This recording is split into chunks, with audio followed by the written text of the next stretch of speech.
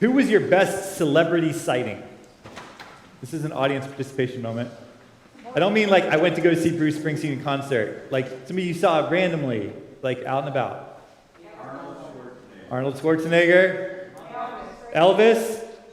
Pretty hard to beat. Who was it, Eddie? Hot Lips. Arnold Palmer. All right, so I want you to think about this like celebrity sighting moment as the setting of our gospel reading today. Let's start there. Jesus is not quite as famous as Elvis at the moment the gospel reading happens, although ultimately he's just a little bit more important. But the story still reads a little bit like a celebrity sighting. Right? In verse 36, right, Jesus is walking by, just minding his own business, and John's like, "Oh, hey guys, it's the Lamb of God." Right? And two of his disciples are like, ooh, let's go get his autograph. I mean, they don't exactly get his autograph, but they do follow him, literally. And Jesus notices, and he stops, and he turns around, and he says, like, "What do you want?" And what he says is, like, "What are you looking for?" And they say, "Rabbi," which translated means teacher. "Rabbi, where are you staying?" And Jesus says, "Come and see." And they go, and they see, and they stay with him that day. And one of these two disciples of John, now disciples of Jesus, we learn was named Andrew. And in verse 41 it says this: he first, now this doesn't mean before he went to see Jesus, but the first thing he did after he went and seen Jesus, he first found his brother Simon and said to him, "We have found the Messiah." He brought Simon to Jesus, and Jesus called him Cephas, which is Aramaic for Peter, which is the rock, not Dwayne Johnson. Like, Peter was the OG rock, okay? Now, given who Peter becomes in the story, like the chief of the apostles and the leader of the nascent church following the resurrection, like given who Peter becomes, William Temple says of Andrew's finding his brother that it was as great a sacrifice to the church as any man ever did. So we all, as Christians, we benefit from Andrew's finding Peter in that sense. But for our little church, for St. Andrew's, here in McKinney, Andrew's finding of his brother Peter gives us our core value: invite. Now, we have 4 core values: invite, involve, instruct, and inspire. Tim's got them. And starting with the Sunday last August, we've occasionally looked at the gospel stories that have inspired, see what I did there? Have inspired these 4 core values.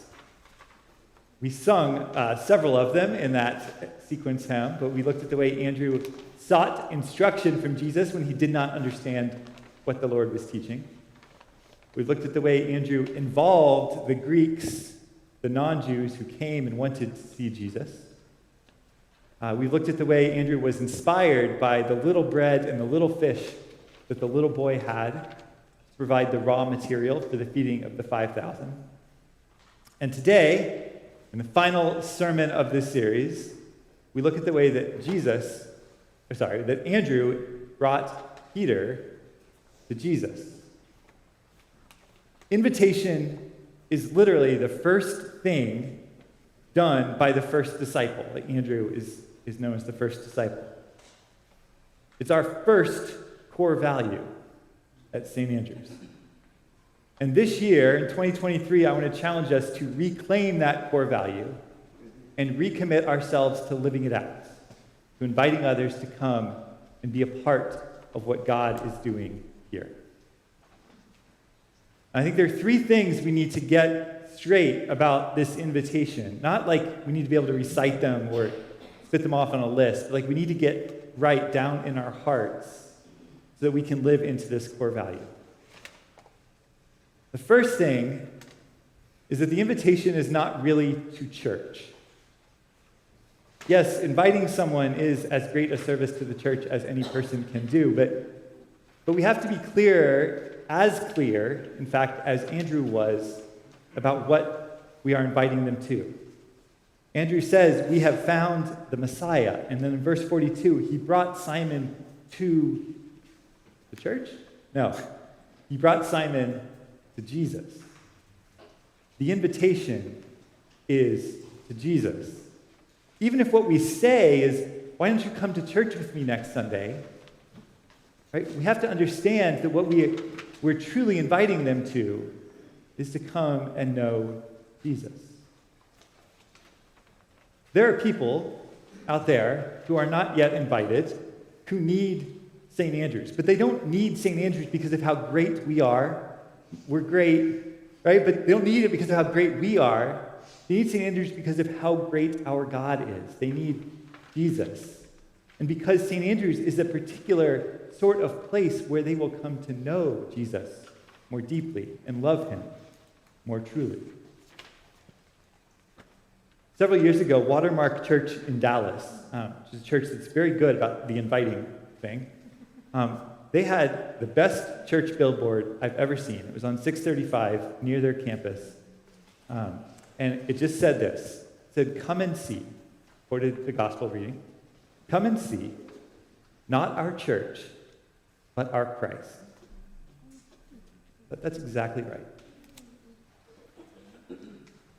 And because this invitation is to Christ, to God in all his infinite goodness, inviting someone to church does not diminish what we have. This is the second point. The invitation Andrew made to Peter did not diminish Andrew's place or standing. Like, when it comes to inviting people to church, like, not only is sharing caring, like, sharing doesn't even cost us anything. And this is not always true of every group. Like, if you invite the star athlete onto your basketball team, like, that will diminish your playing time. If you invite everyone to be on the executive committee, you're just having a company meeting. If you invite everyone into your secret club, you don't have a secret club anymore. But that's not the way it works in the church. Jesus, think of it like this. Jesus is like exactly the opposite of a Kit Kat bar. Right? Like, let's say that Logan has a Kit Kat bar. Amazing. Wow, how does this work? My altar snack for today. Yes. Perfect. We'll open that up. And let's imagine that Logan's a really nice guy. I mean, we know Logan's a really nice guy. Let's imagine that Logan wants to share a piece of his Kit Kat bar with his friend Andrew. Like, Logan, will you break me off a piece of that Kit Kat bar? Thank you. Yeah, that was really nice. Thank you, Logan. But now Logan only has 3/4 of a Kit Kat bar. Right? And if he shares another piece with Sandy, now he only has half a Kit Kat bar. Sharing costs something. Like, this is often the way it is. But when we invite someone to church to come and encounter Christ here, it doesn't work like that at all. Like, Jesus isn't a Kit Kat bar. He's like the never-ending pasta bowl at Olive Garden.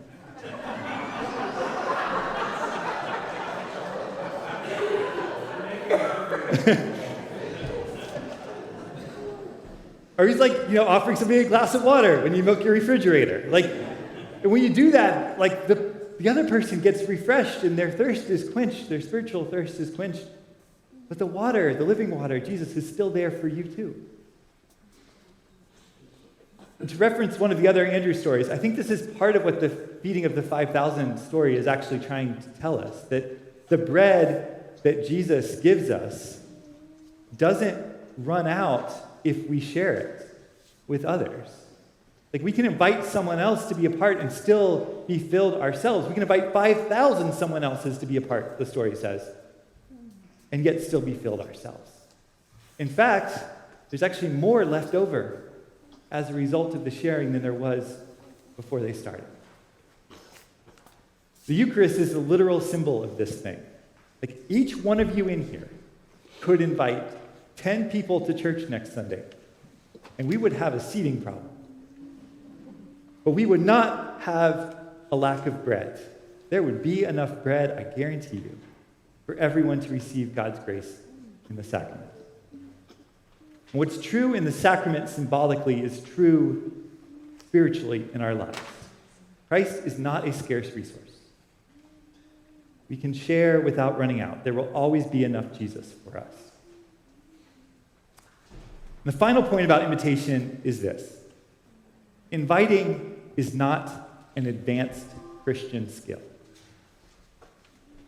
Andrew invites his brother to come see Jesus after something like 3 or 4 hours with Jesus. Maybe 5 or 6. Depends on how late they stayed up. The gospel tells us when they went to where Jesus was staying, it was about 4 o'clock in the afternoon. You will spend as long with the Cowboys tomorrow night as Andrew spent with Jesus before inviting Peter. And that invitation changed Peter's life and the course of world history. The Cowboys are just going to make us sad.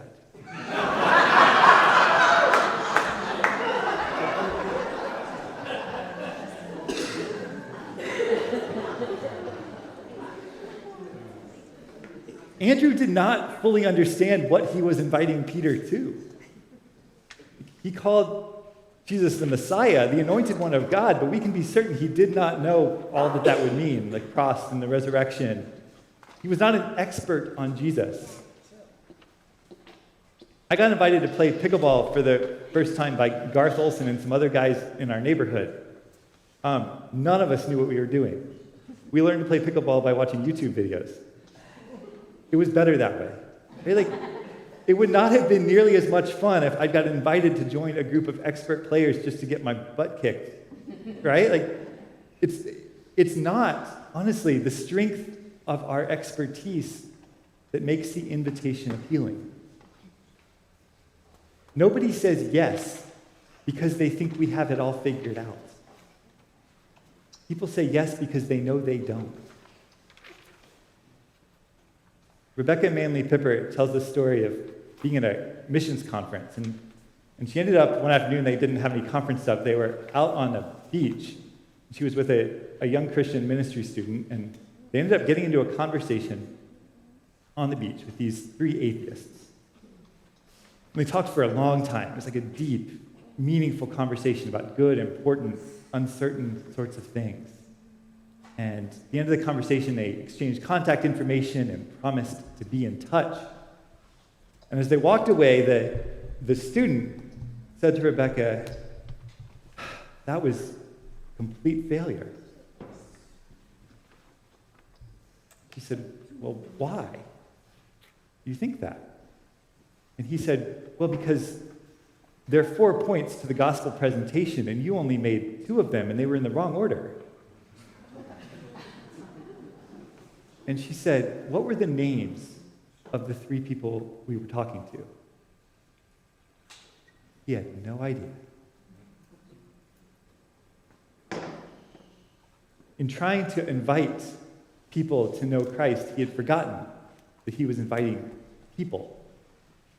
And those people had names. And there's someone whose name only you know, you and Jesus, who needs an invitation. But you know their name.